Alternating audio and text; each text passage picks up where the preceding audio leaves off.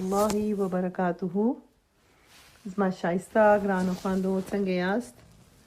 الحمدلله. الله سبحانه وتعالی سي دعا کوم چې تاسو ټول جوړ او روغ یاست، د صحت او د عافیت سره یاست. الله سبحانه دعا کوم چې تاسو ټول ښه صحت ولري. الله سبحانه وتعالی زموږ ټول په تقوا کې ډیر کړي، زموږ ایمانونه مضبوط کړي، زموږ د ژوند مقصد د الله راضي کول سي، زموږ هر دقیقه هر ثانیه الله سبحانه وتعالی په عبادت کې شامل سي. الله سبحانه وتعالی زموږ په کورو کې سکون نصیب کې، هر سنت آباد کې، زموږ په زړه کې د الله سبحانه وتعالی محبت ډیر سي او د نبی صلی الله علیه وسلم په طریقه باندې روان کې هر بدعت څخه ټول وساتي، هر شرک څخه وساتي، منافقت څخه وساتي.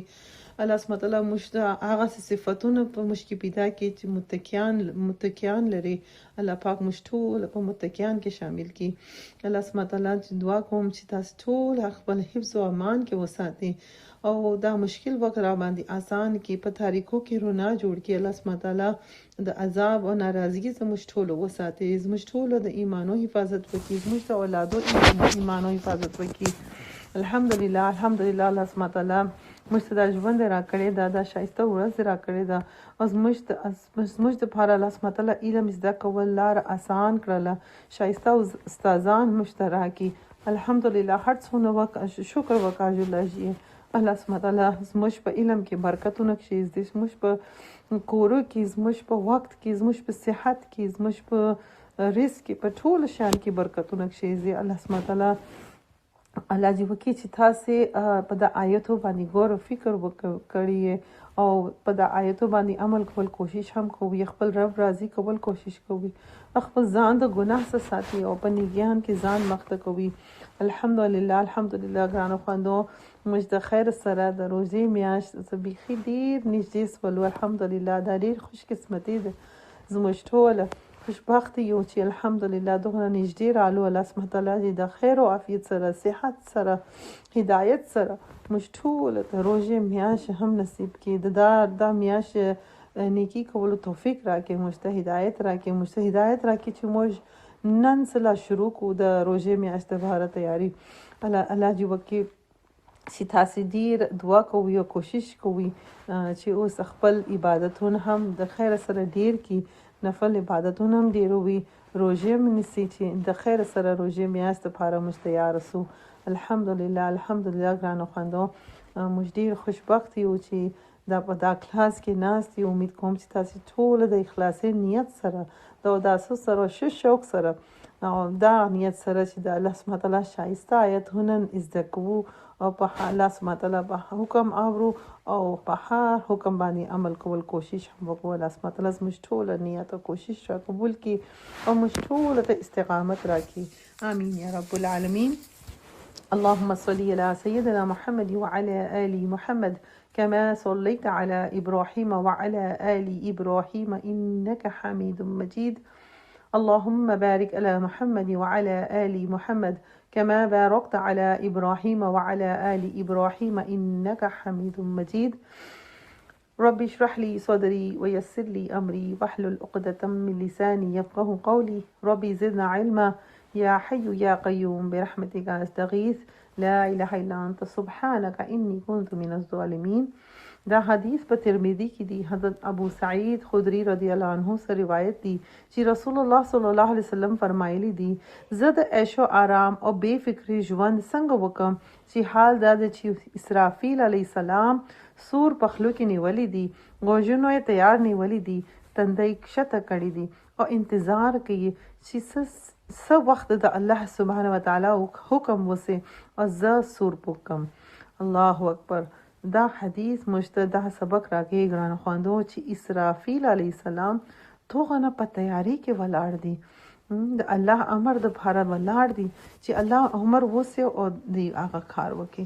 نو موږ هم باید تیاری وکړو د دغه سخت ورځې د بھاره.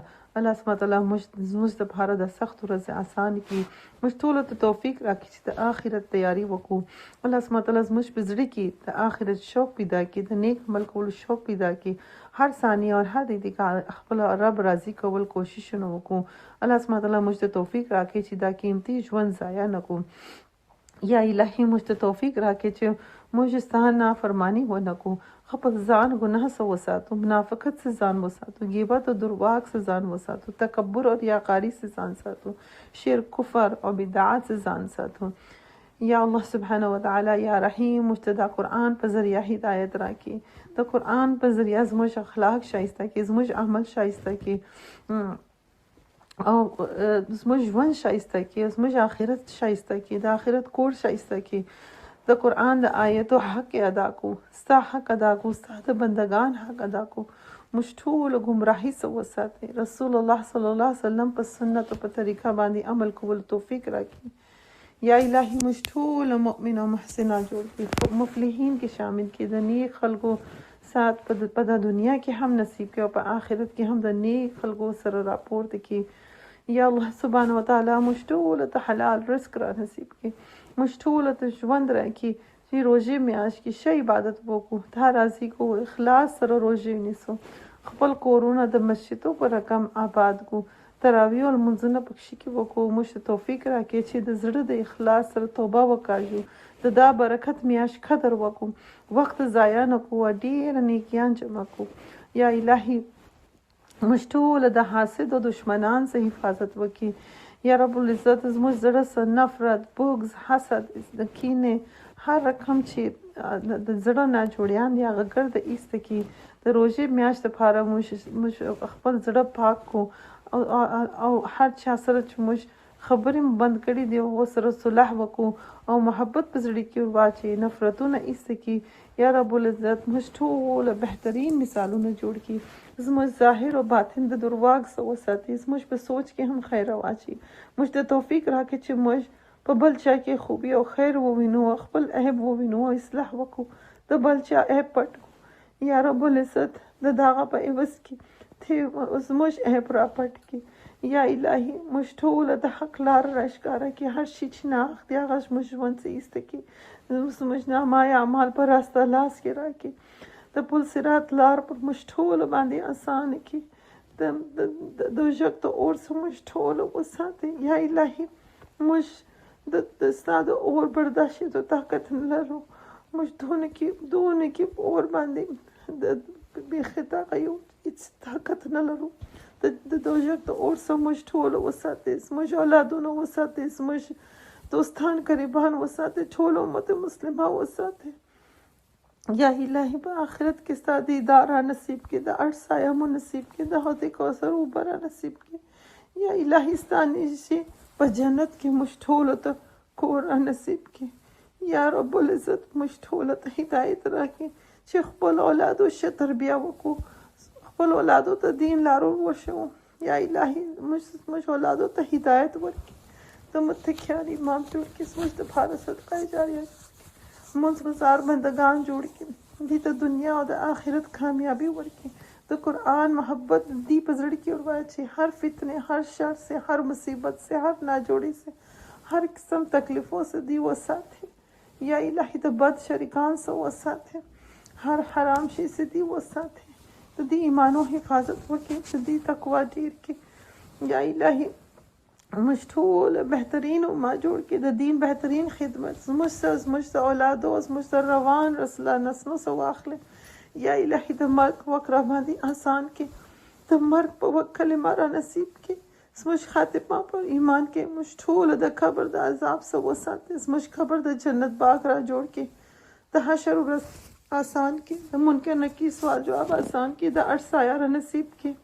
ستادی دار نصیب کې د قیامت پر زموږ نور را مکمل کې یا الله سبحانه وتعالی زموږ استادان په وخت کې په صحت کې برکت ورکړي د دې هر مشکل آسان کې هر پریشانی لري کې او دې ته بهترین اجر په دنیا او په آخرت کې ورکړي یا الهي دې زموږ لپاره کوششونه کوي یا الهي دې په وخت کې برکتونه کښې او هر دې کا چې دې په دا کار کې تیرې یا رب العزت دې ته بهترین اجر په دنیا او په آخرت کې ورکړي یا الهي په دا ادارې کې هر څوک چې هر کوشش کومک کوي که غټ کوشش که کوچنی هر کوشش کوي ټول ته اجر عظیم ورکړي ټول څه قبول کړي ټول ته استقامت ورکړي د دنیا ټول دنیاوي کارو کې هم آسانی پیدا کړي یا الهي دا رحمان اسلامیک انسټیټیوټ هر بد نظر سو وساتي.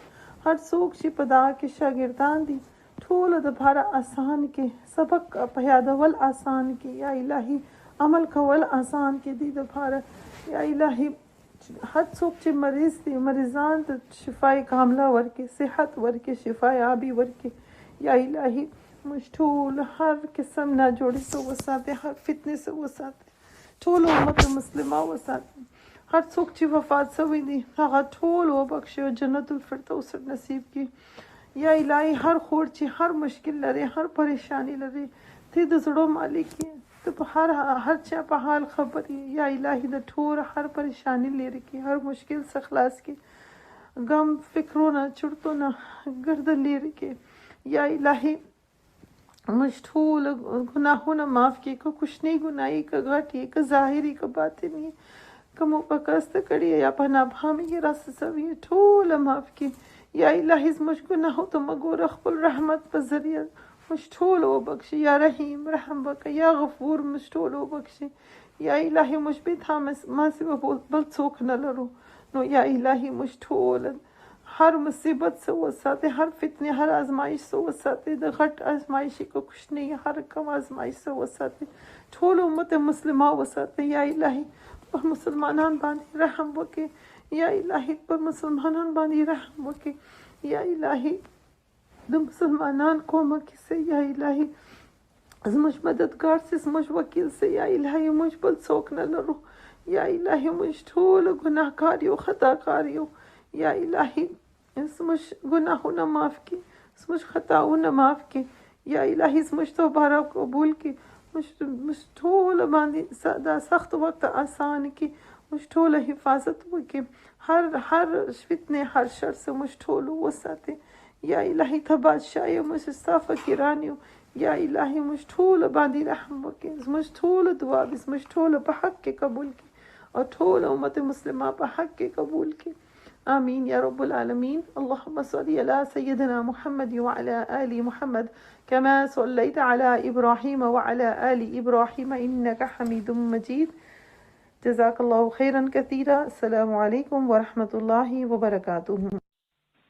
الله أكبر الله أكبر لا إله إلا الله والله أكبر الله أكبر ولله الحمد. الله أكبر الله أكبر لا إله إلا الله والله أكبر الله أكبر ولله الحمد. الله أكبر الله أكبر لا إله إلا الله والله أكبر الله أكبر ولله الحمد. الله أكبر الله أكبر لا إله إلا الله والله أكبر الله أكبر ولله الحمد. الله أكبر الله أكبر لا إله إلا الله والله أكبر الله أكبر ولله الحمد. الله أكبر الله أكبر لا إله إلا الله والله أكبر الله أكبر ولله الحمد. الله أكبر الله أكبر لا إله إلا الله والله أكبر الله أكبر ولله الحمد. الله أكبر الله أكبر لا إله إلا الله والله أكبر الله أكبر ولله الحمد. الله أكبر الله أكبر لا إله إلا الله والله أكبر الله أكبر ولله الحمد. الله أكبر الله أكبر لا إله إلا الله والله أكبر الله أكبر ولله الحمد الله أكبر الله أكبر لا إله إلا الله والله أكبر الله أكبر ولله الحمد أعوذ بالله من الشيطان الرجيم بسم الله الرحمن الرحيم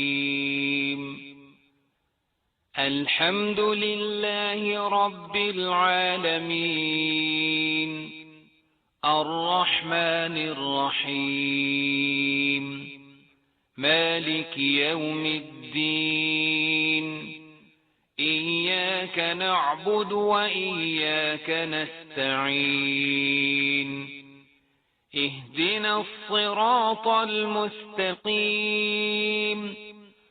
صراط الذين أنعمت عليهم غير المغضوب عليهم ولا الضالين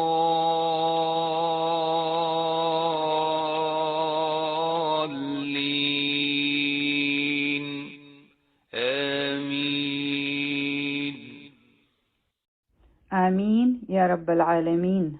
نحمده ونصلي على رسوله الكريم. أما بعد، فأعوذ بالله من الشيطان الرجيم. بسم الله الرحمن الرحيم.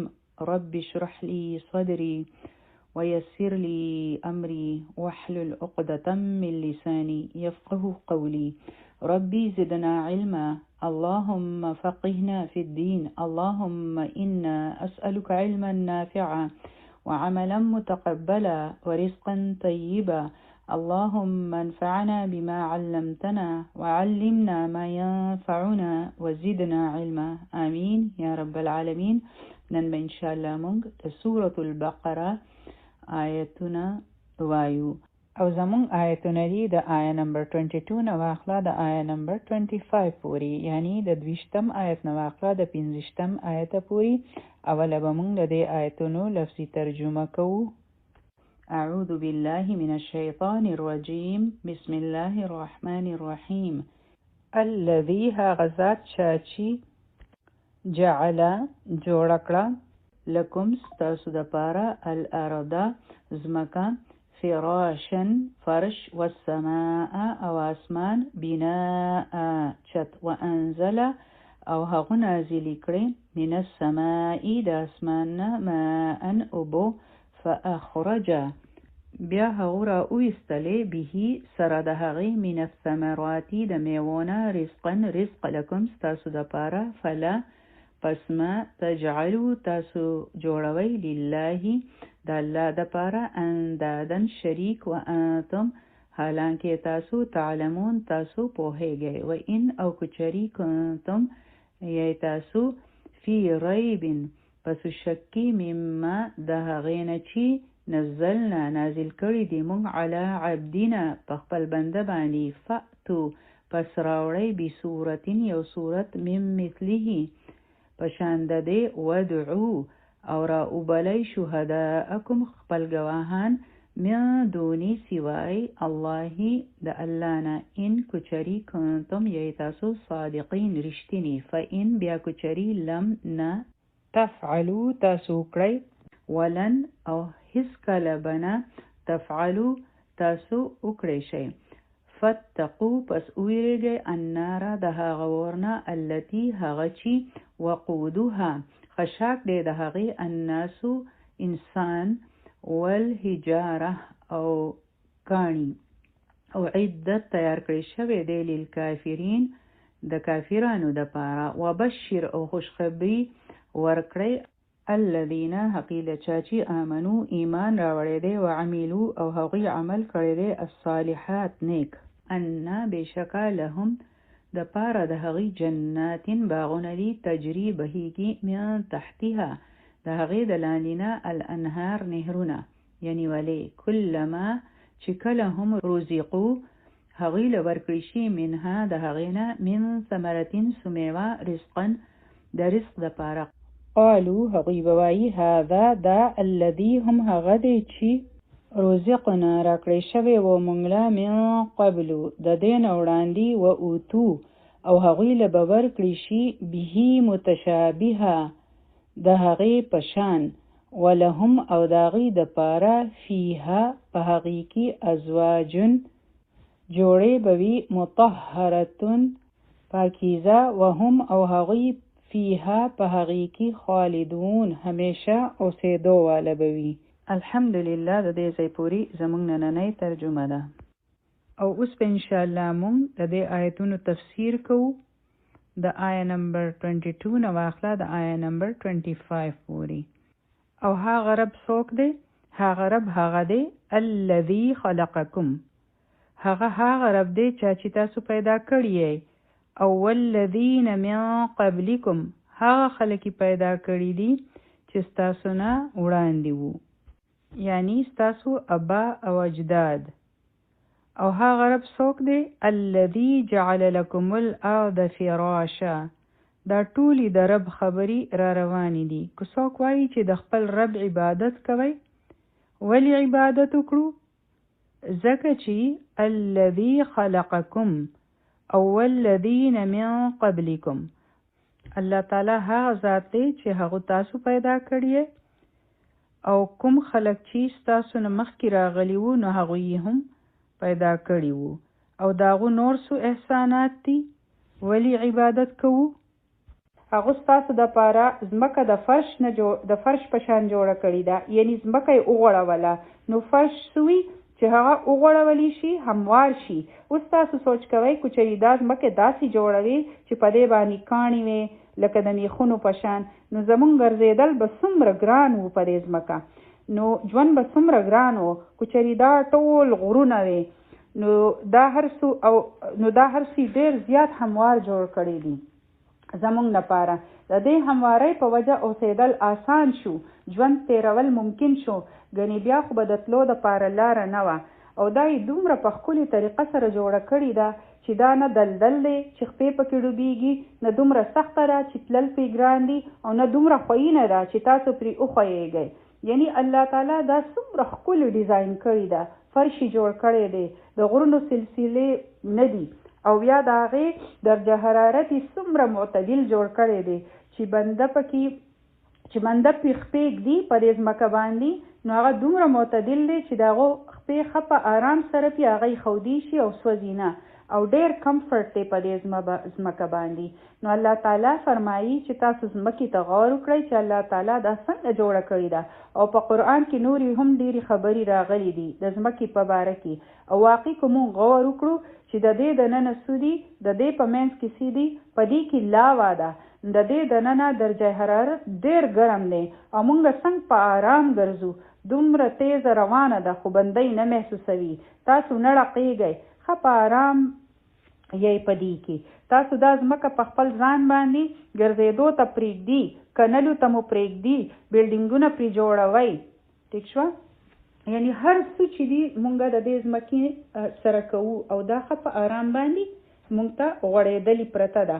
او بیا راغې والسماء بناء، او آسماني چت جوړ کړو. لږ بره خو وګورئ اسمان طرف ته چې دی څنګه یو چت جوړ کړی دی.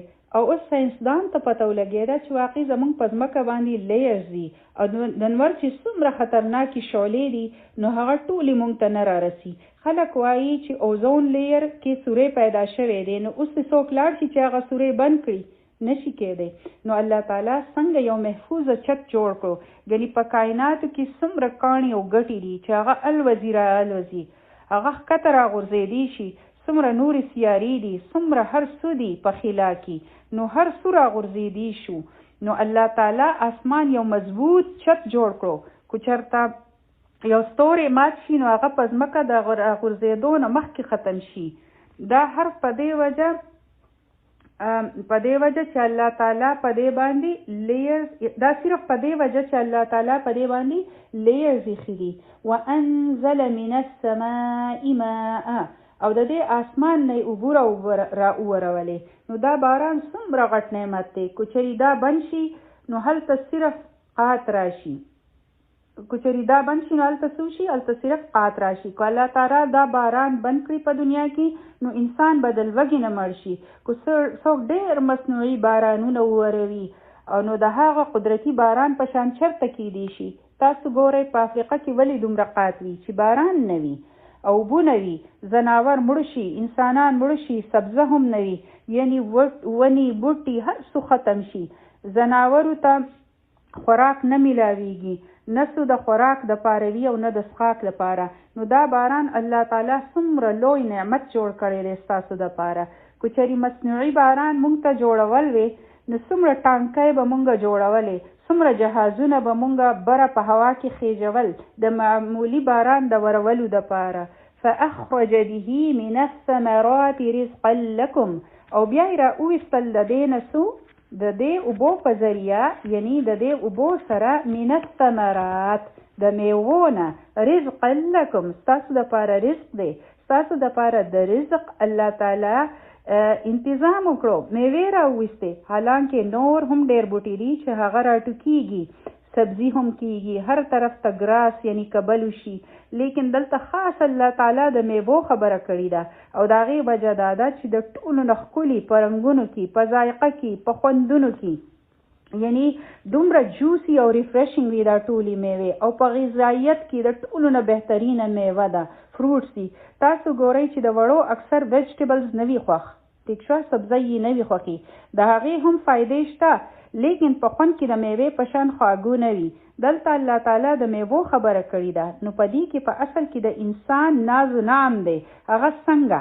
نو ګورئ میوه داسې شی دی چې د هغې نه بغیر زمونږ گزاره کېدی شوه، لیکن د میوو په پیدا کولو کې دا نښه ده چې الله تعالی د انسان دپاره څومره اهتمام کړی دی، څومره الله تعالی د انسان د خوښې خیال ساتلی دی. که الله تعالی غوښتې نو د ګولو په شان خوراک هم پیدا کولی شو او انسان به په هغې هم ژوندی پاتې کېدی شو. په هغې کې د انسان د غذایت هر شی چې و هغه ایښودی کېدی شو چې د کومې انسان ته ضرورت و. نو څه فرق به پرېوتی و، د هغې سره هم موږ ژوندي پاتې کېدی شو. لیکن تاسو دې ته غور وکړئ چې الله تعالی دومره ښکلي ښکلي میوې دومره زبردست د پیکینګ او ذایقې سره رالیږلي دي چې د هرې میوې جدا ذایقه ده. خربوزې ته وګورئ، آم ته وګورئ، الوچۍ ته وګورئ، څومره میوې دي، لیکن هره یوه په رنګ کې، په ټکسچر کې، په سایز کې، په خوند کې، په هر څیز کې مختلفه ده. د الله تعالی صرف یو دوه نه بلکې بېشماره میوې پیدا کړي دي. د چا دپاره؟ زمونږ دپاره. لکم، دا لکم لفظ نه دا ډېر زبردست دی، یعنی ستاسو دپاره. او دا ځمکه یې فرش جوړ کړو ستاسو دپاره، آسماني چت جوړ کړو د چا دپاره؟ ستاسو دپاره. که تاسو ګورئ هر ځای لکم لکم لکم راځي. سبحان الله، میوې پیدا کړې د رزق دپاره.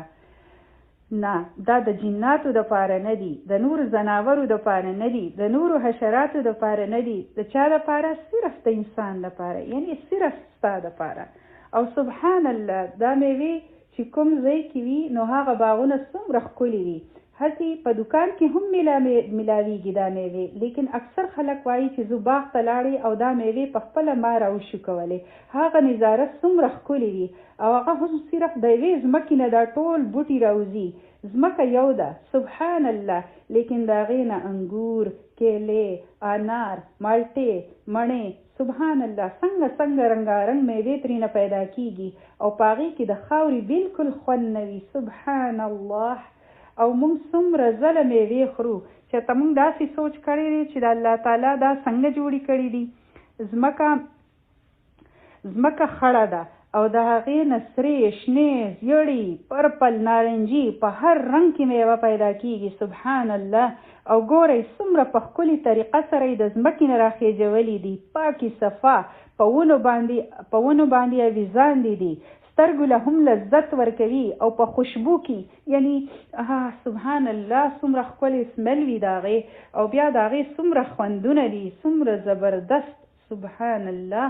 او بیا کجورو ونو ته وګورئ چې څومره په ښکلې ښایسته طریقه سره دا کجوري راویزاندې وي او خلک صرف پام ټریز ته حیرانېږي چې هغې ته وګوري، صرف د ښکلا دپاره او بیا د میوې فایدو ته یې وګورئ. نو تاسو چېرته دا سوچ کړی دی چې الله تعالی اخر ولې دومره غټ اهتمام کړی دی؟ څه ضرورت دی؟ ژوندي خو موږ د دې نه بغیر هم پاتې کېدی شو. لکه څنګه چې غواګانې دي، میخې دي، ګړې دي، بیزې دي، هغوی پاڼې خوري، ګراس خوري. نو دغه شان موږ ته هم جړي او بوټي میلاوېدی شوې او انسان چې څومره څیزونه جوړ کړي دي، دا ګولۍ دوایانې چې څومره خراب خوندونه دي او بیا وایي چې په دې کې فلانی وایټامینز دي او سپلیمنټس دي او داسې بې خوند او بې ډنګه څیزونه یې جوړ کړي دي. د دې نه دا پته لګي چې انسان د انسان سره الله تعالی څومره محبت کوي، هغه څومره خیال ساتلی دی د انسان چې د چا سره محبت وي نو د هغه دپاره خلک داسې اهتمام کوي. عام میلمه له موږ صرف خاطر کوو، لیکن چې کله یو خاص میلمه راځي نو بیا خو تاسو په قلاره نه کینئ چې دا شی جوړ کړم، چې دا شی پاتې نشي، چې هغه جوړ کړم. مختلف سیزونه جوړوئ، دومره اهتمام کوئ، په ښکلې طریقې سجاوئ، ډیکوریټ کوئ، ځکه چې زموږ په نظر کې هغه بنده ډېر سپیشل وي، د هغو ډېر سپیشل مقام وي. نو دغه شان الله تعالی د انسان سره ډېر محبت کوي، د هغو ډېر ناز اوچتوي، د هغو دپاره یې ډېر څه جوړ کړي دي. بیا انسان څه کوي چې هغه کله دا هر څه وویني نو هغه وایي چې دا خو زما حق دی. لکه یو بچی چې مور او پلار ته ووایي چې که زه دې لوی کړی یم نو څه شو، دا خو ستا ذمهداري ده، تا زما دپاره څه کړي دي. او د مور او پلار زړه په دې باندې پرې کړی شي، کټ شي. همدغه شان انسانان وایي چې که دا هر څه جوړ شوي دي نو څه شو. نو هغو ته الله د میوې خوړلو په وخت کې یاد نه وي او نه ورته په ځمکه باندې په ګرځېدو سره الله یاد وي او نه ورته د باران په ورېدو سره الله تعالی یادېږي او نه د میوې په لیدو سره، د یو څیز په لیدو سره ورته الله نه یادېږي. په ځمکه خو ټول ګرځي، اسمان ته خو ټول ګوري او روزانه ګورو څومره ښکلی رنګ دی، بنده ته سکون میلاویږي. یعنی د اسمان چې د ښکلی آسمانی رنگ دی، کو چری دا سور رنگ وی نو څنګه به وو، کو درې څلور ورځې وریځې وي نو څه حال به و زمونږ، بیا خو به ټول خلک په ډیپریشن کې تللی وو. الله تعالی ورله څومره ښکلی رنګ ورکړی دی اسمان له، سبحان الله. لیکن بیا هم د دې د لیدو سره مونږ ته الله تعالی یاد نه راځي، نه راته د باران سره الله تعالی یادېږي. په باران کې مزه وي، مونږ پکې پکنیک کوو، خو الله تعالی راته نه را یادېږي. د میوو د فایدو هر چاته پته ده چې په دې کې څومره کیلریز دي، څومره نیوټریشس دي، لیکن الله ورته بیا هم نه یادېږي. نو دلته الله تعالی مونږ ته هیره شوې خبره را یاده کړې ده چې انسان دې دنیا ته راغی لیکن خپل خالق یې هیر کړو چې دا هر څه چا پیدا کړي دي. د انسان نه ټول نعمتونه هیر وي او واقعي زمونږ دا هر څه هیر وو، که د الله کلام مونږ ته دا هر څه نه وی را یاد کړي. نو اوس الله تعالی څه فرمایي؟ فلا تجعلوا لله اندادا، د الله سره ند مکوه. ند جمع دی د انداد، د دې مطلب دی چې د الله تعالی سره څوک مه برابروه، یعنی بل څوک د الله تعالی سره مه شریکوه، مه یوځای کوه.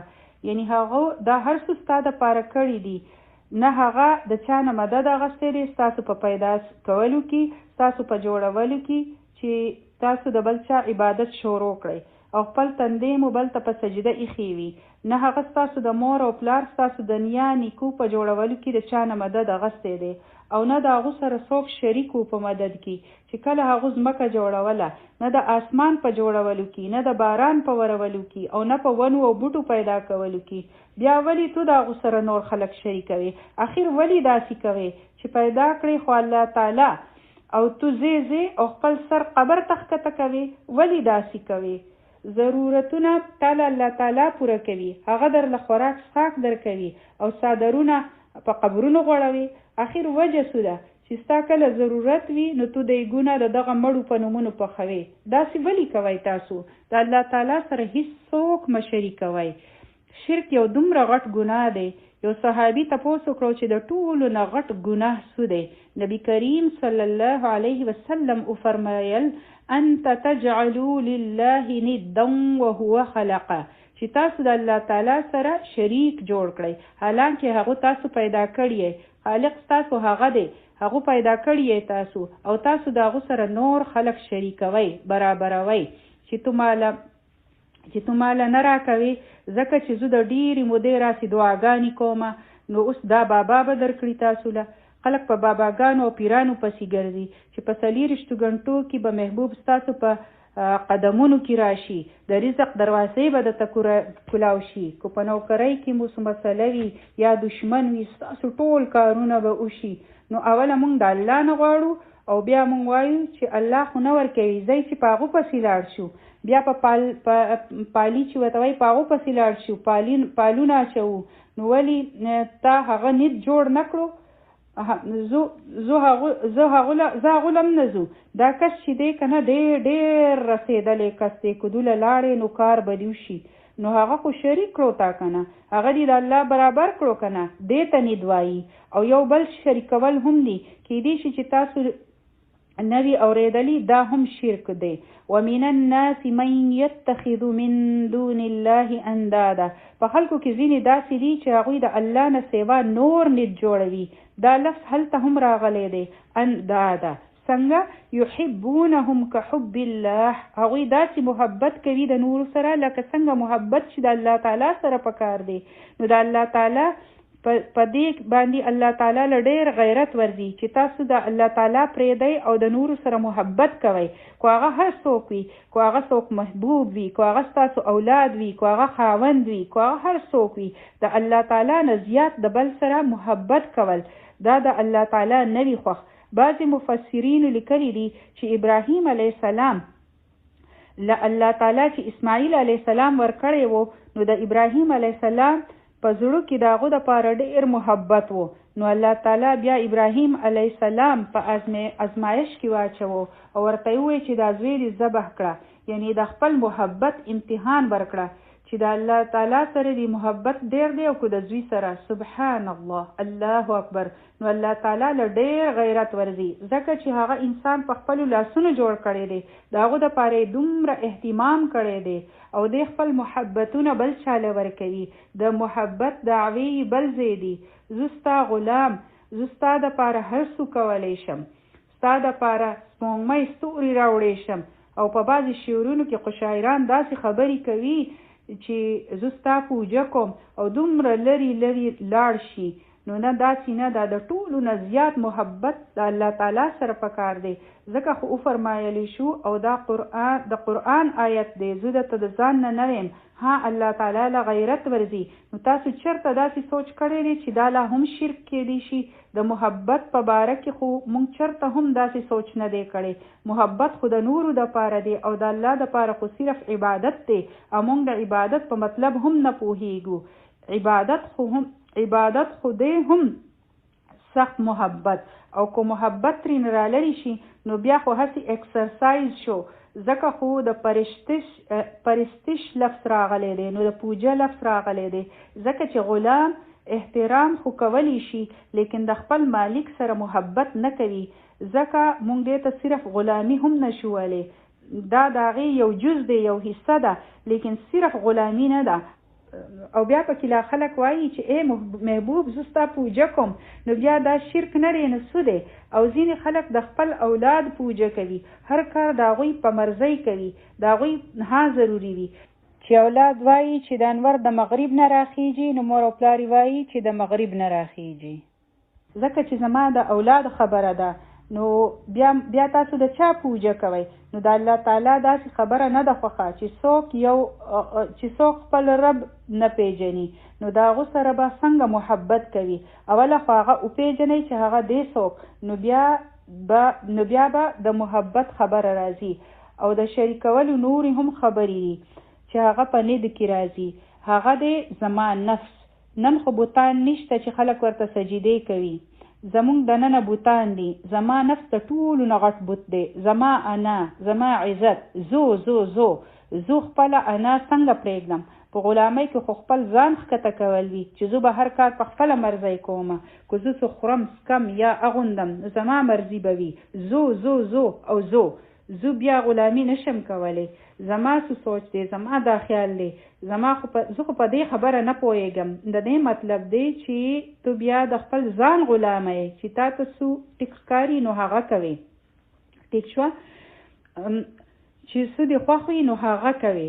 او چې څه دي نه وي خوښ نو هغه نه کوي. موږ د منافقینو په باره کې څه ویلي وو چې د هغوی په رڼا کې ځي او په تیاره کې ودرېږي، چې کله د هغوی د مرضۍ خلاف خبره وي، کو هغه په پاسېدو سملاستو کې وي، کو هغه په اوسېدو کې وي، کو هغه په غم او ښادۍ کې وي، کو هغه په خوراک او څښاک کې وي، په هر کار کې بس زما مرضي به وي. کو د الله څه حکم وي زما د مرضۍ مطابق نو هله به یې زه کومه. نو دا خو بیا زما مرضي شوه چې کله زما ذهن هغه خبره ومني.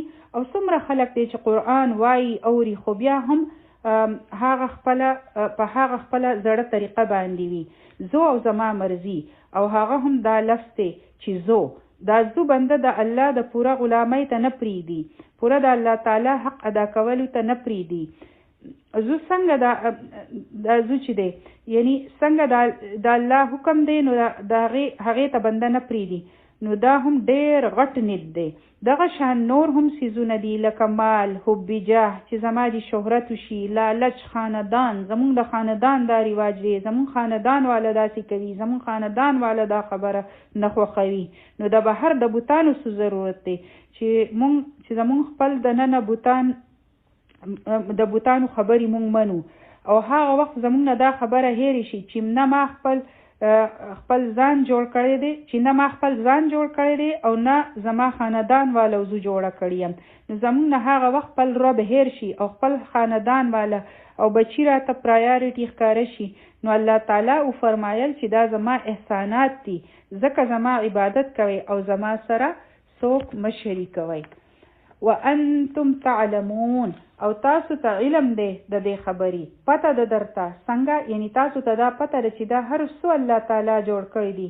موږ ته څنګه پته ده چې دا هر څه الله تعالی جوړ کړی دي او هغه د عبادت قابل دی، ځکه چې الله تعالی موږ له عقل او پوهه را کړی ده، دماغ را کړی دي، او دا موږ ته وایي چې صرف الله یو دی او د هغو عبادت پکار دی، او د دې کائنات د الله نه سوا بل مالک نشته.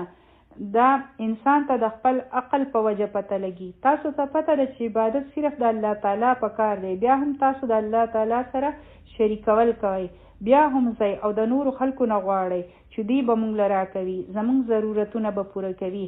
او که تاسو نه څوک تپوس وکړي چې ستاسو سره څه دلیل دی چې الله دی چې هغه د عبادت قابل دی، هر څه د هغو دی، ستاسو سره څه ثبوت دی، نو ولې واقعي انسان د خپل عقل په ذریعه په دې خبره پوهېدی شي چې صرف یو الله دی او هغه موجود دی. ځکه چې داسې هم ایتیست دي چې هغوی د الله تعالی د وجود نه انکار کوي، هغوی خدا خبره مني نه. نو داسې ثبوت موږ ته میلاو شوی دی.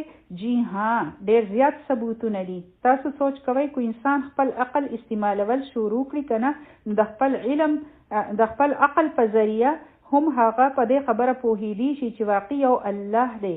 د دې په باره کې درته یو واقعه بیانوم.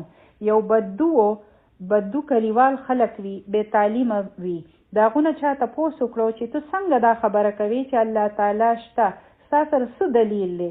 هغو ورله ډېر زبردست جواب ورکړو چې د اوښ د پچو نه د اوښ پته لګي، په ځمکه باندې د خپو د چاپ نه پته لګي چې په دې لاره څوک تیر شوی دی.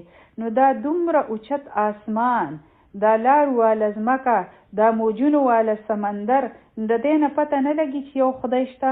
نو ګورئ هغه د یو ساده سړي هغه د یو ساده خبرې سره څنګه جواب ورکړو. هم دغه شان د امام مالک نه هارون الرشید تپوس وکړو. د هارون الرشید چې دا یو ډېر زبردست بادشاه و چې د الله تعالی د وجود څو دلیل دی. هغه وفرمایل چې دا مختلفې ژبې چې دي، دا مختلف آوازونه چې دي، د دې خبرې دلیل دی چې الله تعالی شته. د امام ابو حنیفه نه چا تپوس کړی و چې ته موږ له جواب راکړه، نو هغه وی چې ما پرېږدی چې زه سوچ وکړم. خلکو ورته وی چې ته څه سوچ کوې، موږ ته ووایه چې څه دلیل دی چې الله تعالی شته، موجود د دې. نو هغوی یعنی موجود دی الله. نو هغوی ګورئ زه خو په دې وخت کې په یو سوچ کې یم، او څوک راغی زما نه یې تپوس وکړو چې یو ډېره غټه کښتۍ ده او په هغې کې د تجارت رنګارنګ سامان موجود دی، لیکن د هغې څوک چلولو والا نشته دی، نه یې څوک خیال ساتلو والا دی، او د هغې باوجود هغه ښه په طریقه د غټو غټو موجونو سره ټکرې خوري او د ودرېدو په وخت باندې ودرېږي او بیا روانه شي، نه هغه څوک چلوي نه انتظام کوي، نه ملا پشته. ملا کشتی چلول واله ته وایي. هغه خلک چې تپوس کول واله راغلی و نو هغوی وی چې دا ته په څه قسم سوچ کې تللی یې، دا کومه د عقل خبره ده، دا ته څه خبرې کوې، دومره غټه کشتی او دومره ډېر سامان او دا هر څه وړي او په سمندرونو کې ګرځي او څوک ته دې چلول واله نشته، نو دا څنګه کیدی شي، دا لا ستا څنګه سوچ دی. نو هغو فرمایل چې ما لا افسوس راځي ستاسو په عقلونو باندې چې یو کشتی بغیر د چلولو واله نه بغیر نشي چلیدی او دا دومره لوی کائنات، آسمان، ځمکه، سپوږمۍ، انور، هر څه په طریقه سره کار کوي چلیږي، نو د هغې نه خالق او مالک دی نه وي. د هغو جواب چې واورېدو نو هغوی حیران پاتې شو او مسلمانان شو. دغه شان بېشماره دلیلونه دي چې موږ ته میلاویږي او که انسان غور وکړي نو یو عام عقل والا کس هم په دې خبره پوهېدی شي چې یو خدای شته. وَإِن كُنتُمْ فِي رَيْبٍ مِّمَّا نَزَّلْنَا عَلَى عَبْدِنَا، او که بیا هم ستاسو شک وي پسو کې، اوله ویلی شو چې شک مکوئ، لا ریب فیه راغلی و. ٹھیک شو؟ یعنی د سورة البقره په اولني دویم آیت کې دا ویلی شوي وو.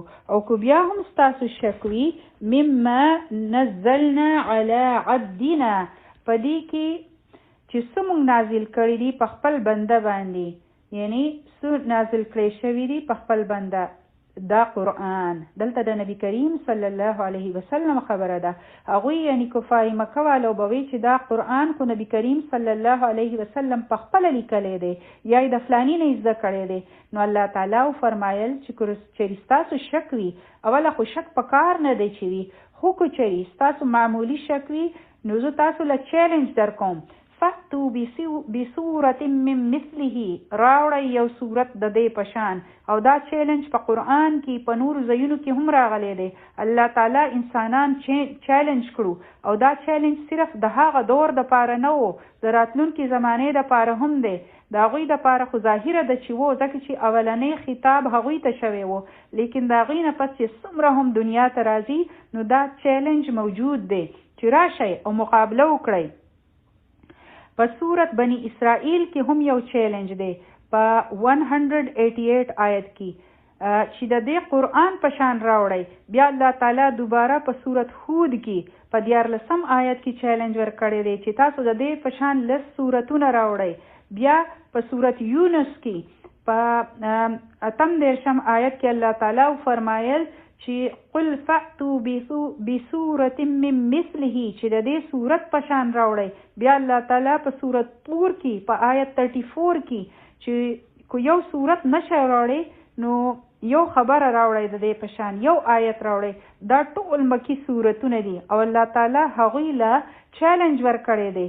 او په دې مدني صورت کې هم الله تعالی فرمایي چې تاسو وایئ چې دا خو دو په خپله جوړ کړی دی، نو تاسو راوړئ.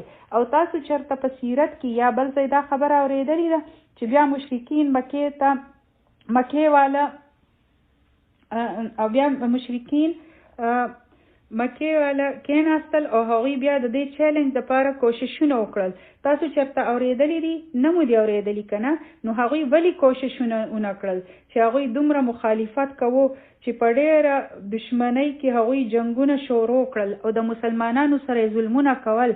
په هر کور کې دشمنۍ وې، پلار په زوی پسې توره راوویسته او مسلمانان یې د مکې نه وویستل، لیکن په هغوی کې د مقابلې دومره همت نه و چې یو دوه درې آیتونه یې جوړ کړی وي. حالانکه تاسو ته پته ده چې عربیانو ته خپل ځان ډېر اوچت ښکارېدو، هغوی ته خپل ځان ډېر فصیح او بلیغ ښکارېدو او د هغوی ژبه هم عربي وه او د دوی سره داسې شاعران وو لکه نن چې د ساینس دور دی. نن سبا بس ساینس او ټیکنالوژي، ټولې خبرې د ساینس او ټیکنالوژي دي.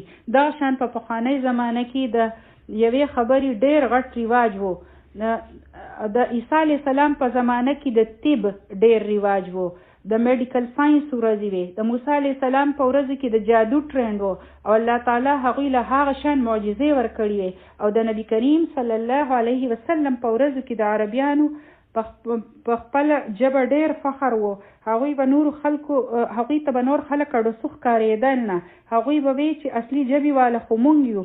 هغوی به خپل لټریچر پوئټري باندې ډېر زیات فخر کوو. نو الله تعالی د معجزې دپاره قرآن مجید راولېږو او هغوی له چیلنج ورکړو چې د دې قرآن مقابله وکړئ او وی فرمایل ودعو شهداءکم، تاسو راوغواړئ خپل مددګاران د الله نه سوا چې څومره هم خلق دی په انسانانو کې کدی او چې څومره هم تعلیم یافته خلق دی په انسانانو کې او که څومره هم شاعران دي دغه ټول راوغواړئ. دغه شان د ځان سره جنات راوغواړئ چې کوم خلق راغوښتل غواړئ نو راوغواړئ سوای د الله نه. ان کنتم صادقین، نو تاسو دا چیلنج پوره کړئ، دا مقابله وکړئ، راشئ د قرآن مقابله وکړئ. او د هغې دا مطلب هم نه دی چې صرف داسې کلام وي چې د هغې کړی د یو بل سره میلاویږي. نه، قرآن صرف د ژبې په طور معجزه نه ده، د ژبې معجزه خو ده، لیکن د دې نه علاوه د قرآن چې کوم فصاحت او بلاغت دی، کوم جوړوالی دی، کوم ډب دی، د دې هغوی مقابله نشوه کولی. د هغوی چې د ټولو نه کوم غټ شاعر و نو هغه شاعري پرېښوده، هغه دومره غټ شاعر و. او د شاعرانو چې به کومې غټې مقابلې وي، یعنی مشاعرې به کېدې په هغه ورځو کې، نو هغه به په کعبه باندې اویزان دي وي، یعنی داسې د شاعرۍ دور و. هغه د هرې قبیلې به خپل شاعر و. لکه نن سبا میډیا ده، شاعرانو به د چا پس او شاعرانو به څنګه د خلکو شهرت کوو، په خپله شاعرۍ کې به هغه کس ستایو، د هغو تعریفونه به یې کول، نو بیا به هر ځای د هغو پوره شهرت شو. او دغه شان به د چا متعلق نیګیټیو پراپیګنډه یا خرابې خبرې کول چې کول غوښتې، نو هغه به هم په دې طریقه کوله، نو هغوی به په شاعرۍ کې بدنامول. نن سبا چې څوک په میډیا کې د چا خوښ نه وي نو د هغوی متعلق بدی ردی وایي او غلطي خبرې کوي، ټیک شوه. نو هغوی به هم دغه شان غلطي پراپیګنډې کولې. نو په هره زمانه کې یو ټرینډ وي. نو دا شاعر دومره غټ و چې د دو دیوان په کعبه کې اویزان و، لیکن چې هر کله هغو سورة الکوثر واورېدو نو هغه وی چې زه نشم شاعري کولی، زه شاعري پرېږدم. هغه وی چې دا معمولی کلام نه دی. نو په دې قرآن کې فصاحت بلاغت خو دی، لیکن په دې کې چې د حکمت یعنی ویزډم کومې خبرې دي هغه خلق د کوم ځای نه راوړي، په دې کې چې کوم پټ حکمت دی نو د هغې مقابله څوک څنګه کولی شي د دې د حکمتونو، د دې د نصیحتونو. او په دې قرآن کې چې کوم احکامات یعنی حکمونه راغلي دي او په هغې کې چې د انسانانو کومې فایدې دي، کو هغه د معاشري قانون دی، کو هغه د اوسېدو خبرې دي، د هرې ایریا متعلق چې څومره هم خبرې راغلي دي، د هغې چې څومره هم فایدې دي، نو هغسې خبرې څوک نشي لیکلی.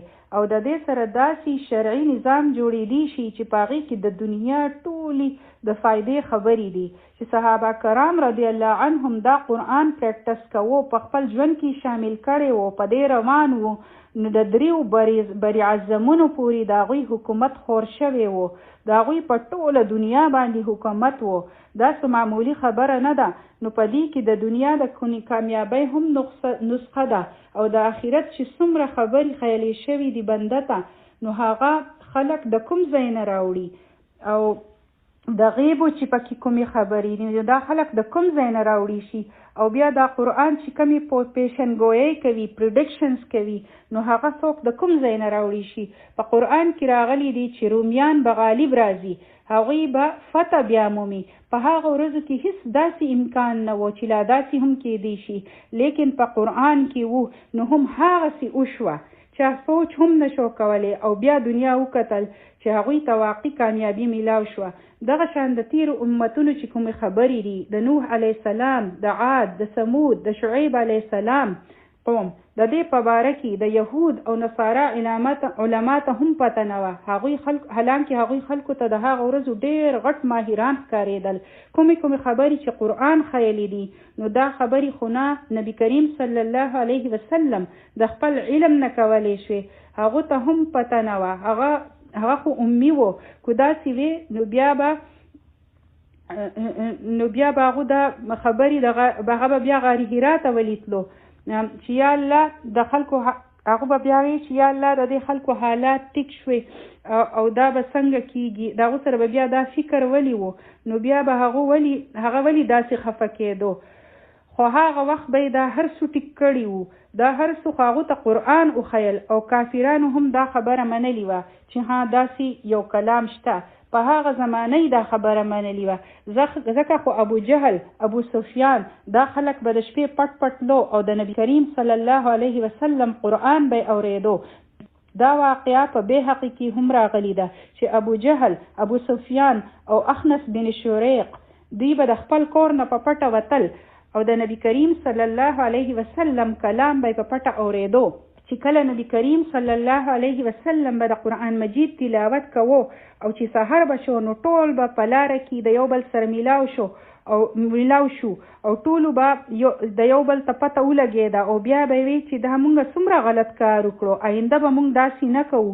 نو په بله ورځ هر یو تن دا سوچ وکړو چې زاغه نور کسان خو به نوي راغلي، صرف زه به لاړ شم او وابورم، ځکه چې د قرآن خپل یو تاثیر دی، دا تاثیر څوک نشي پیدا کولی او مونږ ته ولې پته نه لګي ځکه چې مونږ ناپوهه یو، نه مونږ په ژبه پوهیږو نه راته د هغې د معنی پته ده، مونږ ته د ژبې د فصاحت پته هم نشته، د دې د ژوروالي. هغوی خو پې پوهېدل او صرف پوهه نه وه، هغوی د ژبې هم ماهران وو، نو هغوی له به ژبې هم مزه ورکوله، نو پټ پټ لاړل او قرآن یې اورېدو. نو هغوی بیا د یو بل سره ملاقات وشو، هغوی بیا یو بل ته بد او رد ووې چې که چا ته پته ولګېده نو بیا به هغوی ټول مسلمانان شي. او چې کله په دریم ځل داسې وشوه نو بیا هغوی واده وکړه چې موږ معاهده کوو چې موږ به بیا چرته هم نه راځو. نو هغوی بیا خپل کورونو ته لاړل او بیا د سحر په وخت کې اخنس بن شریق خپله لاټۍ راواخیسته. نو اوله په ابو سفیان پسې لاړو او هغوی ته یې وویل چې دا راته ووایه چې د دې کلام متعلق ستا څه رایې ده. نو هغه ته په پټو لفظونو کې وی چې ها دا قرآن واقعي حق کلام دی، دا د انسان کلام نه دی. بیا هغه لاړو د ابو جهل نه تپوس وکړو چې تو راته ووایه. نو هغه صفا وی چې زمونږ په خاندان کې او د عبدالمناف خاندان چې کوم د نبی کریم صلی الله علیه وسلم خاندان وو، په هغې کې همیشه د خلکو د یو بل سره نالګي ده، رایولري ده، لکه څنګه چې د خلکو تربورولۍ وي. نو هغوی څه کوي؟ هم دغه شان د هغوی د یو بل سره مقابلې وي. نو هغوی څه کوي؟ نو مونږ هم هغه شان کوو. اوس هغوی وایي چې په مونږ کې نبی پیدا شوی دی او په هغه باندې د اسمان نه وحي راځي، نو دی خو مونږ مقابله نشو کولی. اوس که مونږ ځان مړ کړو نو مونږ د ده سره مقابله نشو کولی. اوس مونږ څه وکړو؟ په ده مونږ هېڅ چرته هم ایمان نشو راوړی، زمونږ خو به پوزه کټ شي. نو داسې نه وه چې هغوی ته پته نه وه یا د هغوی په زړونو کې شک و، هغوی به هسې خبرې کولې. نو ځکه خو قرآن هغوی له چیلنج ورکړو چې راشئ مقابله وکړئ او هغوی لا جواب وکړل. داسې نه وه چې هغوی په شک کې وو، خو دا د هغوی تعصب و چې دی زموږ د خاندان نه دی، دی څنګه پیغمبر جوړ شو. دا خبرې وې. او د یهودیانو دپاره هم دا خبرې ډېرې ګرانې وې او د ابو جهل دلی دپاره هم. نو په قرآن کې یو خبره نه ده، په دې کې د غیب خبرې دي، د راتلونکي زمانې خبرې دي پکې، د تېرو ورځو خبرې دي پکې، داسې فصاحت او بلاغت چې د هغه ورځو غټو خلکو د دې مقابله نشوه کولی. او تاسو ګورئ چې خلک دومره د دې په مخالفت کې لرې تللی وو، ګنې داسې څنګه کیدی شي چې هغوی د دې مقابلې ته نه وی راوتي. او دا څنګه کېده شوه چې د قرآن چیلنج هغوی دومره ځله واورېدو او بیا هم هغوی مقابلې ته راونه وتل. هغوی بسونه څه ضرور جوړ کړي وو، ځکه چې جوړول کوم ګران کار و، لیکن هغوی ته پته وه چې ټول عرب والا څنګه خپله ژبه پیژني او هغوی څومره ماهران دي. که قرآن زموږ د شاعرۍ په مقابله کې د مقابلې دپاره کېښودی شي نو بیا به ټول خلک په موږ پورې خاندي، پیشاړي به کوي او مذاق به کوي او رسوایي به مو شي چې دا مو څه راوړي دي، دا تاسو څه جوړ کړي دي. مسلمه کذاب یو سړی و او هغه د پیغمبرۍ دعوه کړې وه. د هغه په مخ کې عمر بن عاص چې لا مسلمان شوی نه و، د مسلمه کذاب سره میلاو شو.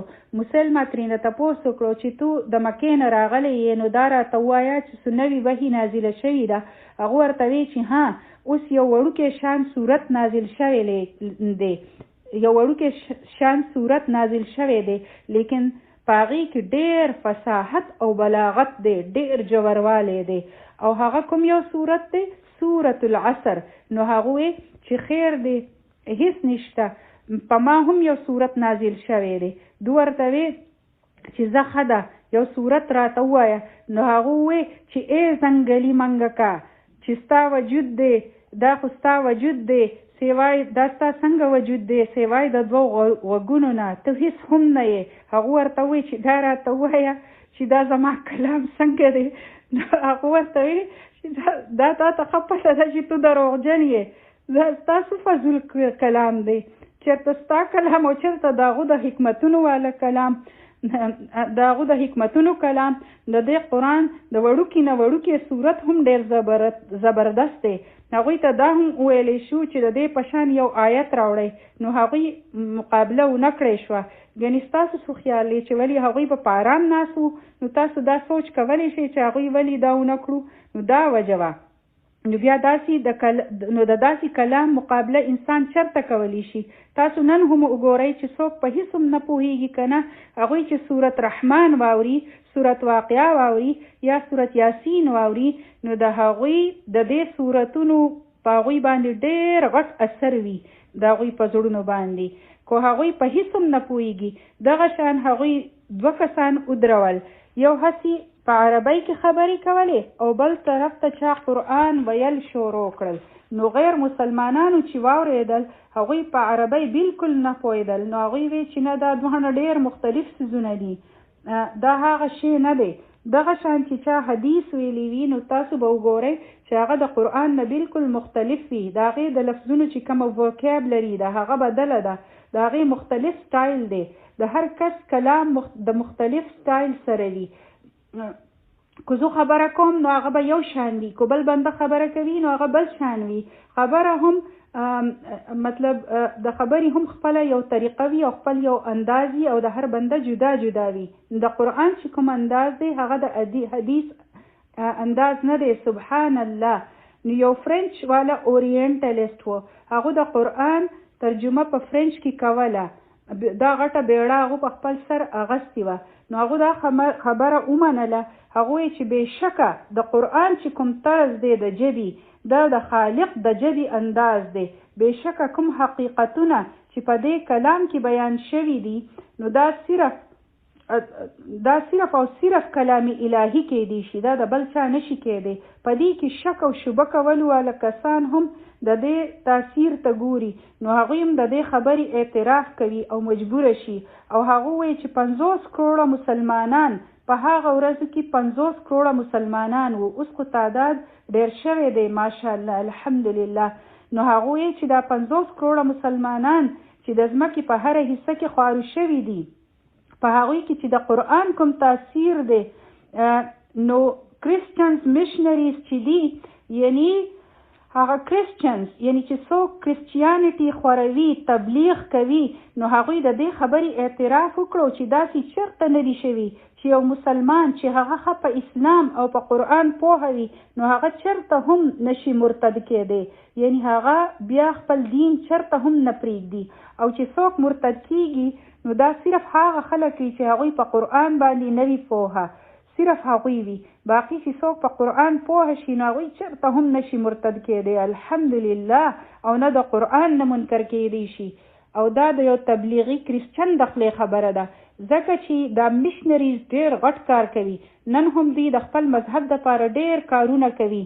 نو دوی زیات کار په کومو بندیانو باندې کوي؟ په هغه خلکو پسې ځي چې چاته د دین اسلام پته نه وي، په هغوی باندې کار کوي. او چې کله انسان په قرآن پوهه شي نو هغه بیا څوک د خپل دین نه نشي اړولی الحمدلله.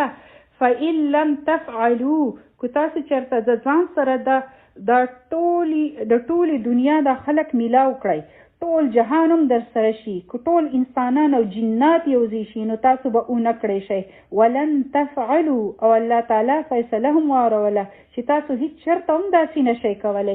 ګورئ دا هم د راتلونکي زمانې یو پیشنګویي ده چې په قرآن کې موجود ده او هغه رښتینې ثابتې شوي دي. د ساینس خبرې دي پکې، د انور سپوږمۍ د ستورو خبرې دي پکې چې هغه نن ساینس ډسکور کوي او ساینسدانان هم حیران شي د امبریالوجي چې کومې خبرې دي، ځکه چې په هغه ورځ کې خو خلکو ته د بچي د پیدایش د مختلف سټیجز په باره کې پته نه وه. قرآن هغه خبرې 1400 کاله مخکې کړي دي او د دوی ډاکټرانو او ساینسدانانو دا خبره ومنله چې دا خبرې څنګه په قرآن کې دي. د دې خو انسانانو ته پته نه وه. نو په دې کې علم دی، په دې کې حکمت دی، په هر څه کې د ټولو نه په ټاپ دی. الله تعالی فرمایل لن تفعلوا، چېرته هم تاسو نشئ کولی. او واقع 1400 کاله وشو، تر نن ورځې پورې چا نه دي کړي او نه به څوک وکړي شي چې داسې کلام راوړي. نو دا د ټولو نه د ټاپ علم دی او نن موږ دا علم پرېښی دی او خاورې چڼوو. د دې مطلب دا نه دی چې موږ نور علم نشو زده کولی، زه دا خبره نه کوم، لیکن نن زموږ د دې علم سره سوره رویه ده. نن خو موږ د دې هسې ناقدري نه کوو چې ها د دې کلام په شان خو کلام نشته، لیکن نن زموږ په ژوندونونو کې موږ د دې لپاره بالکل کوشش نه کوو، د دې د زده کولو هیڅ کوشش نه کوو. خو موږ ته څوک وایي چې دا کورس وکړئ او چې څنګه دا کورس ختم شي نو د 100,000 روپو جاب به درته میلاو شي، نو بیا به موږ هر قسم کوشش کوو چې هغه کورس واخلو. او دا دومره قیمتي کلام دی چې د قیامت د ورځې پورې د دې چیلنج موجود دی. د دې متعلق موږ ته هیڅ پته نشته. قدر د خولې په وینا سره نه دی، دا په زړه کې وي او زموږ د عمل نه پته لګي چې موږ د دې څومره قدرداني کوو. موږ خو د دې قدر هم نه پیژنو. موږ له څومره اوچت علم الله تعالی را لیږلی دی او عربیان چې د هغوی عربي ژبه وه هغوی ته پته ده چې موږ داسې کلام نشو جوړولی، هغوی ته د زړه نه پته وه. نو دوی هیڅ د مقابلې کولو کوشش ونه کړو، لکه څنګه چې د موسی علیه السلام د مقابلې دپاره جادوګران راوتي وو او دوی ته پته وه، ګنې دوی هم په آرام نه کېناستل، هغوی ته ښه پته وه. نن د ټولې دنیا او جهان ټیکنالوجي ده، کمپیوټرز دي، په ګوګل باندې سسونه دي، د هر څه متعلق انفورمیشن ملاویږي. نو نن دې څوک داسې کلام راوړي جوړ دي کړي، دا خو ښکاره چیلنج دی د همیشه دپاره، هیڅ څوک نشي جوړولی. د دې ثبوت دا دی چې د دې څوک تر نن ورځې پورې مقابله نشي کولی. الحمدلله. که نن هم ستاسو نه څوک تپوس وکړي چې د دې خبرې څه دلیل دی چې دا د الله تعالی کلام دی او که تاسو د دې په شان کلام راوړی هم نشئ او منئ هم نه، نو بیا څه دي؟ فاتقوا النار التي، نو بیا بچ شئ د هغه اور نه، وقودها الناس والحجاره، چې د هغې خشاک څوک دي؟ انسانان دي او کاڼي دي. اعدت للکافرین، چې څوک هم د دې قرآن نه انکار کوي، چې څوک هم په دې کې شک کوي، هغه ټول کافر دي. که څوک ځان ته مسلمان وایي او په قرآن کې شک کوي نو هغه هم بیا په کافرانو کې شامل شي. نو په دې کې شک نشئ کولی، دا د الله کلام دی او چې څومره لویه هستي وي نو هغه مره د هغو د کلام هم اوچتوالی وي. اوس که زه یو خبره وکړم نو د هغې څه قیمت نه وي، لیکن که یو صدر یا یو وزیر خبره وکړي نو په ټوله دنیا کې د هغې ډېر غټ قیمت وي. ولې؟ ځکه چې د چا څومره هم غټه عهده وي یا سټیټس وي نو د هغې مطابق د هغو خبرې ویلیو وي. نو دا خو د رب کائنات کلام دی، دا څه معمولي خبره نه دي، دا څه معمولي خبره نه ده. د دې په قدر پوهه شئ، داسې کلام کېدی نشي. د دې سوچ سره دا زده کړئ چې دا زه وایم څه، په دې خبره سوچ وکړئ چې زه کوم علم زده کوم، د دې عظمت په خپل ذهن کې راولئ. تر نن ورځې پورې یو کتاب هم د دې قرآن مقابله نه ده کړې او نه څوک دا ویلی شي چې د دې نه بهتر کلام څوک لیکلی شي. هر بنده ته خپل کتاب ډېر ښه ښکاري، بیا بل کس راشي او د هغې د پاسه ښه کتاب ولیکي. د دې کلام په شان کلام څوک نشي راوړی او نه په آخر کې ورته وویلی شو او په آخر کې ورته وویلی شي چې که تاسو نه منئ او داسې کلام هم نشئ راوړی نو بیا بچ شئ د هغه اور نه. دوی له دمکي ورکړی شوه چې بیا ویرېږئ، یو اور دی، دې ته ځان تیار کړئ د داسې کافرانو دپاره. او د هغې اور خشاک څوک دي؟ انسانان دي او ګټې دي. او چې کله انسانان په دې اور کې واچولی شي نو دا اور به نور هم تیز شي او کاڼي به پکې واچولی شي. نو د دې تیل لرګي نه دي بلکې انسانان او ګټې دي. سوچ وکړئ استغفر الله ربي چې تیل ختم شي نو اور مړ شي او دا خشاک داسې دی چې دا انسانان به وسوځي او بیا به دوی په دې باندې بله سرمن واچولی شي او بیا به وسوځي او هغوی له به مرګ نه راځي هغوی به خشاک وي نو بار بار به ورپورې سرمن کیږي او بار بار به سوځي او سوچ کوئ چې هغه اور چې د هغې خشاک انسان وي او ګټې وي او دا ګټې به د سلفر یعنی ګندک نه جوړې وي او بعض علما وایي چې دا ګټې به د مشرکینو هغه بوتان وي ځکه چې دوی به د دې بوتانو سجدې ورته کولې پوجه به یې کوله نو هغه وخت به هغوی ډېر سخت حسرت کوي چې هی افسوس ډېر ارمان به کوي چې مونږ به دوی ته ټیټېدو او دوی دلته پراته دي وبشر الذين آمنوا وعملوا الصالحات او خوشخبری ورکړئ دا چاته ویلی کېږي اے نبی کریم اے نبی صلی الله علیه وسلم تو زیرې ورکړه الله تعالی خپل نبی ته وایي چې دوی له خوشخبری ورکړه چې دا قرآن تاسو له خوشخبری یعنی زیرې درکوي او هغه خوشخبری څه ده د هغه خلکو د پاره چې ایمان راوړی دی او نیک عملی کړی دی یعنی ایمان یې راوړی دی په الله په قرآن په فرشتو د الله په پیغمبرانو په ټولو کتابونو په قیامت او په تقدیر باندې یعنی چې څومره هم ایمانیات دي ایمان یې راوړی دی صالح عملی کړی دی چې کله انسان ایمان راوړي نو عملی په خپله بیا ټیک وي او پرابلم او چې کله په ایمان کې پرابلم وي نو ځکه بیا انسان نیکی نه کوي دا غوی د پاره څه دي ان لهم جنات تجري من تحتها الانهار بېشکه د هغوی دپاره داسې باغونه دي چې د هغې د لاندې نهرونه بهیږي او دا به څنګه باغونه وي نن هم د انسانانو دپاره چې کله یو ډېر ښکلې د اوسېدو ځای وي نو د هغوی په خوا کې لیک وي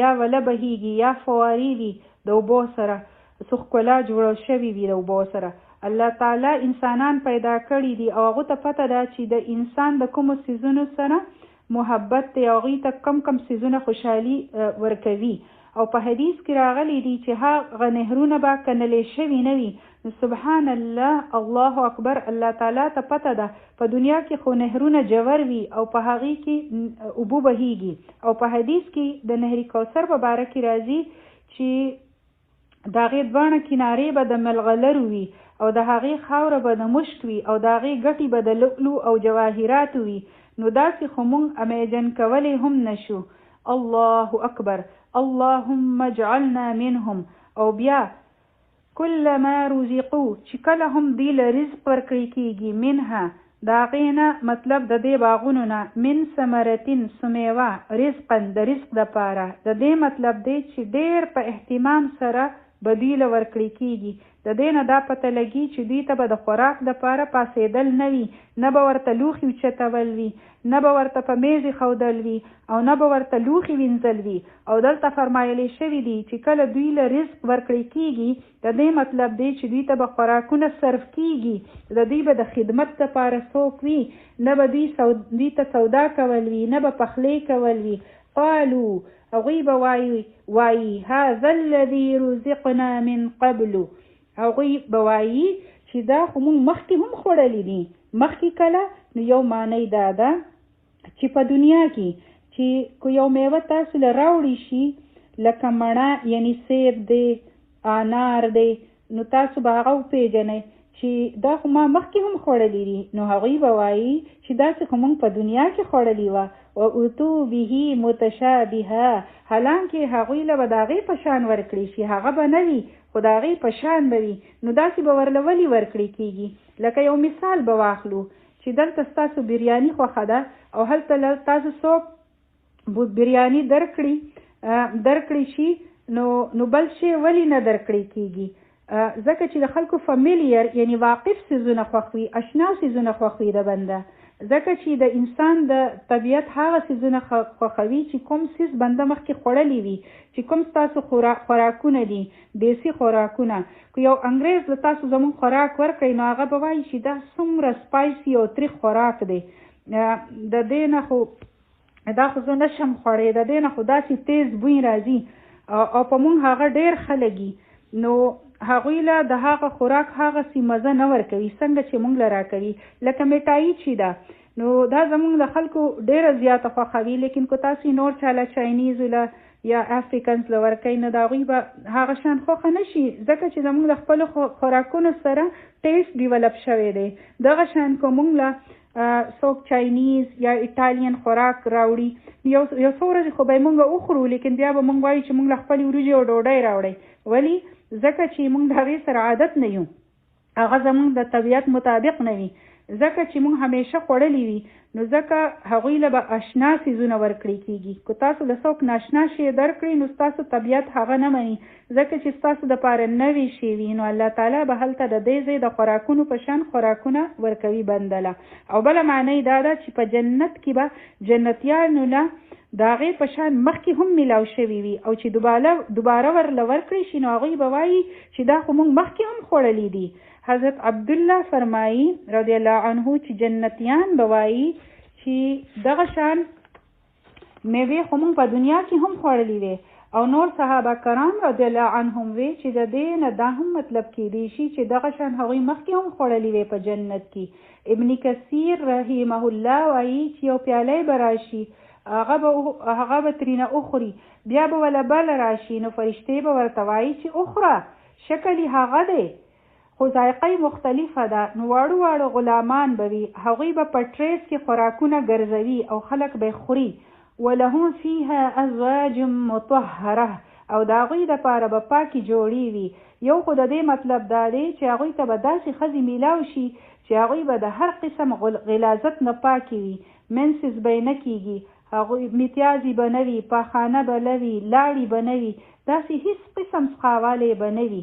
دویمه پاکي به څه وي؟ زړونه به یې صفا وي، په هغې کې به نه کینه وي، بغض به نه وي، حسد به نه وي، د هر قسم څښاوالي نه به پاکیزه وي. او د هغه ځای جوړې به داسې وي چې هغوی به د یو بل لپاره بالکل صفا وي، جسمانی طور هم او روحاني طور هم.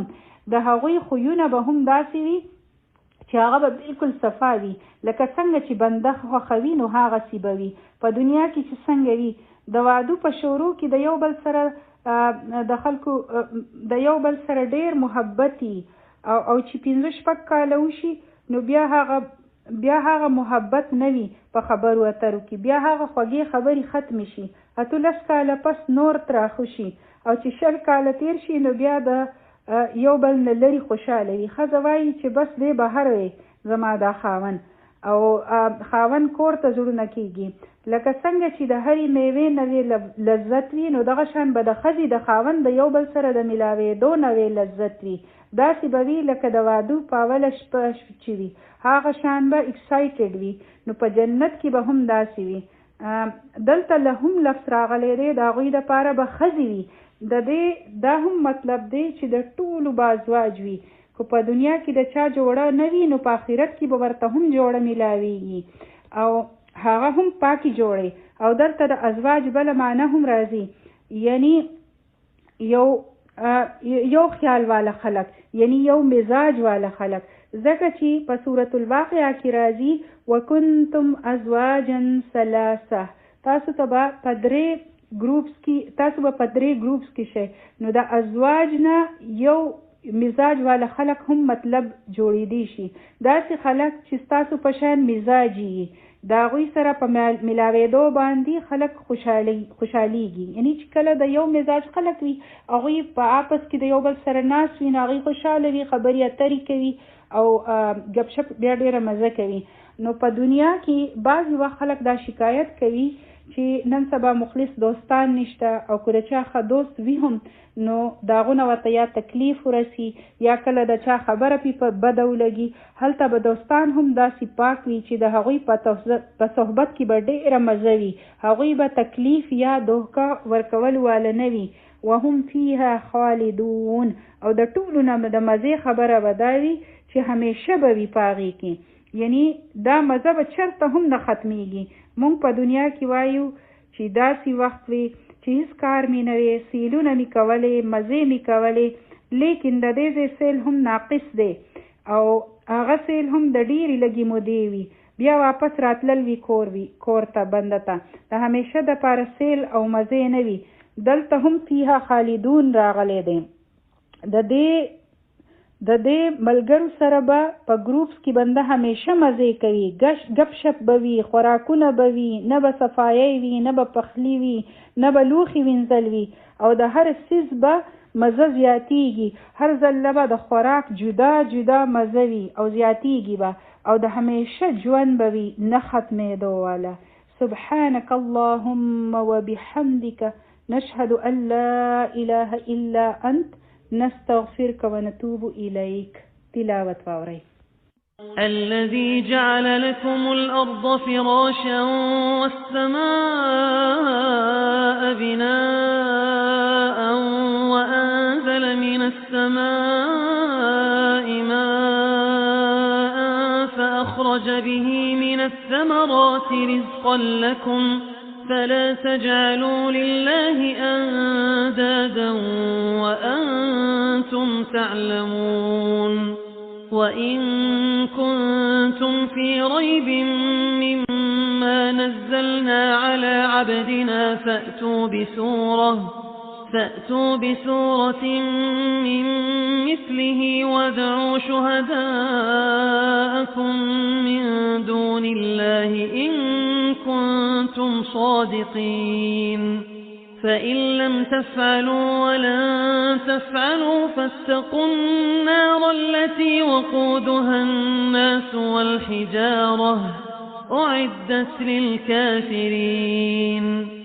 وبشر الذين آمنوا وعملوا الصالحات أن لهم جنات تجري من تحتها الأنهار كلما رزقوا منها من ثمرة رزقا قالوا هذا الذي رزقنا من قبل وأتوا به متشابها ولهم فيها أزواج مطهرة وهم فيها خالدون.